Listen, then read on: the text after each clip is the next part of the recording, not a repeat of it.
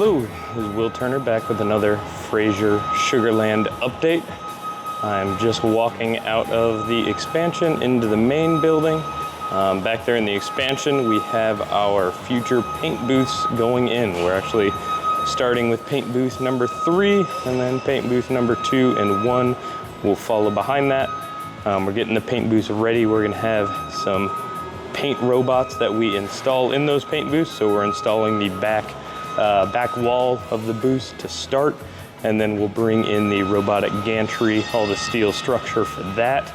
And then once that goes in, we'll build the other walls to finish up those booths. So stay tuned, that's gonna be a big one that's gonna be going for the next couple of months.